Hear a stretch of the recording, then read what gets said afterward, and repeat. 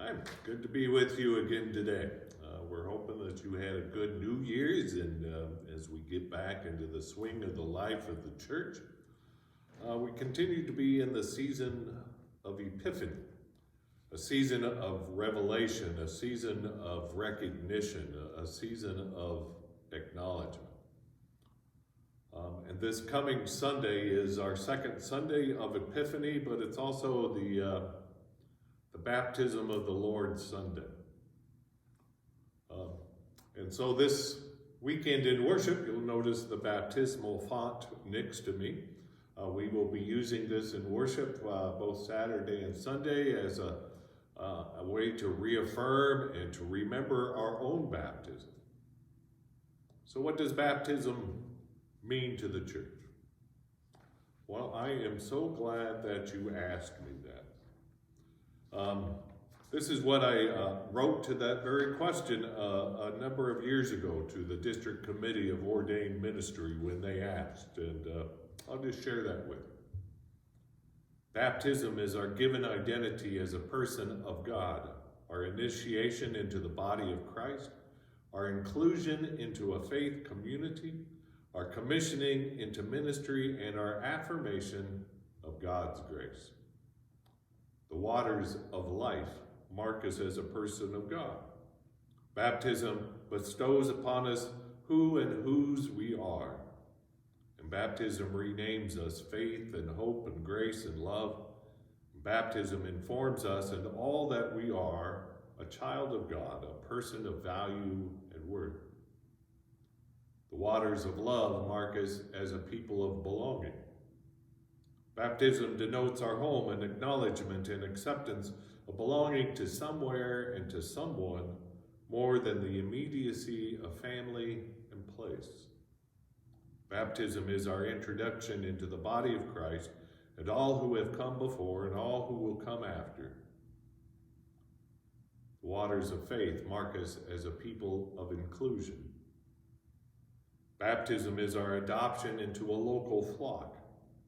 Baptism is the acceptance of our adopting community to hold us in love, to raise us in faith, and empower us with grace, to provide us with safety and comfort and learning.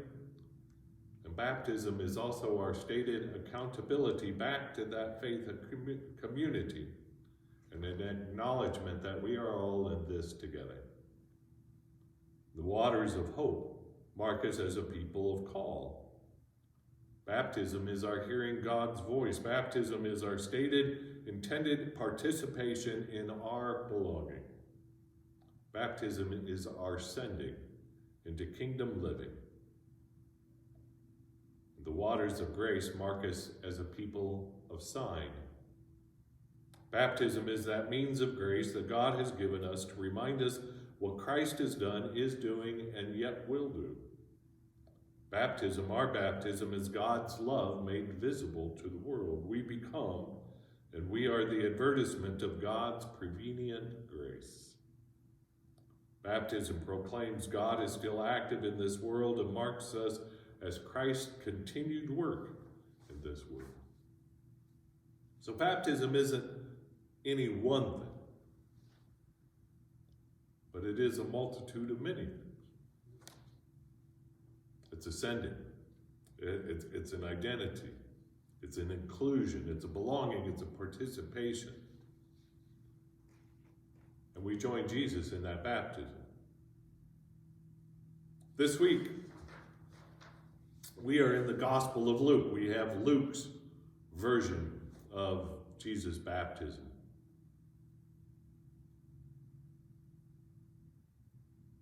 And in that version, in Luke's gospel, Jesus stands in the stream with the rest of us.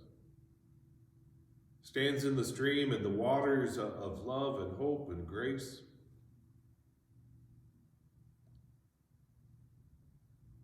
Stands with us in our sending and in our call.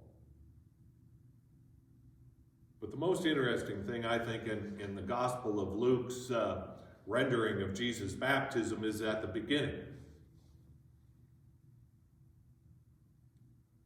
People were filled with expectation. The crowd was filled with expectation, Luke says. Expecting what? We don't know.